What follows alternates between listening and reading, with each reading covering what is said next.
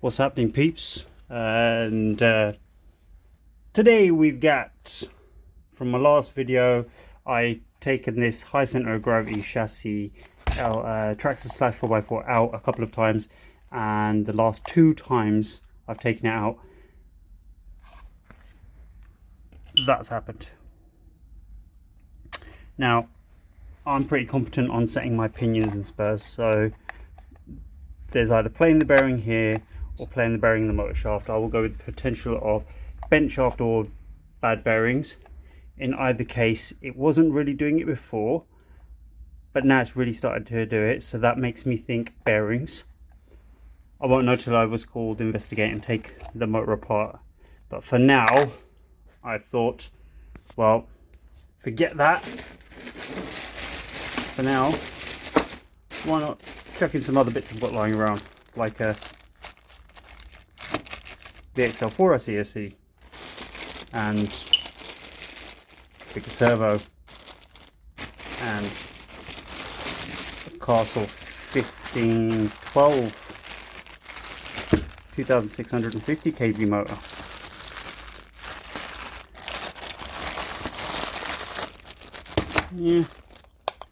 Yeah, it's going to weigh a fair bit. We'll see. So I'm going to take everything out of here because my steering servo needed adjusting for the angle. It just was slightly off, so I'll take all that out.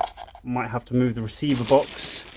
I have a plan B receiver box here, another Traxxas one that I can use if need to, and I can then mount it here because that ESC footprint is pretty big and that motor's pretty big, so I'm going to have to probably mount the ESC around here somewhere. This is a comparison. How big it is. So the receiver's gonna have to go, or the receiver box. Move it over here. See how it goes. And I've got a 18 tooth pinion I can chuck on that motor. That's for the right pitch for this 32. And I will do all this. Got some strong, these springs were already a bit bouncy, which meant it was already too light for the springs, but now the added weight will mean that'll be about right, and these will be too soft, and I might have to increase the strength in the springs, but I don't think I will. I think it might actually all balance out. We'll try. I'll run it on 3S and then 4S, but for now, dun dun dun. Alright, camera out time. That's because, so I can see front of the cars that way up, TQI facing that way up. So that in effect orientation, I need to put it back over there. Need to take that bad boy out. Yeah, there. Right, we're back. And some of the bits taken apart. Old pinion. So that's the one that got destroyed first. No, to the light, this one was. And then this is the one that's just been destroyed. Aluminium cheap surpass hobby ones. So good thing they got destroyed, as in rather than anything else. So there's the ESC motor and servo, receiver box and receiver, and we'll somehow see how we're going to fit all this in.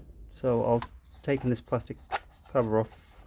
I read somewhere that the Traxxas upgrade, when you upgrade and do up the bits, that this plastic cover needs to come off, and I'm guessing because as the drive shaft moves around it flaps about, maybe makes a noise. I haven't really heard it.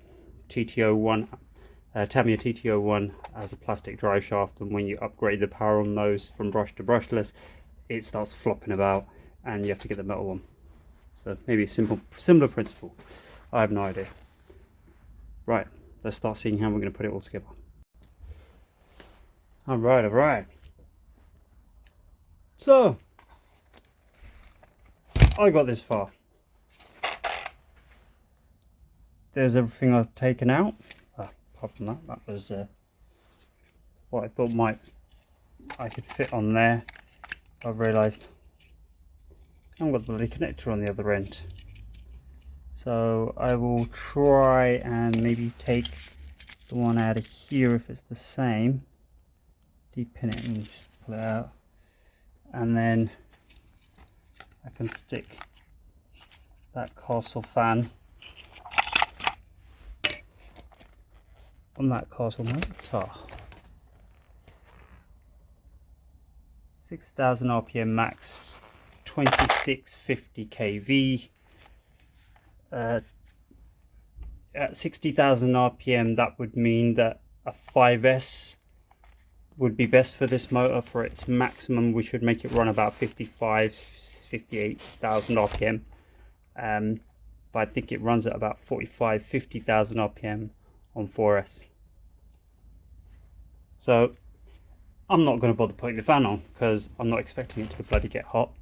And I've got an 18 tooth pinion, 54 tooth metal spur.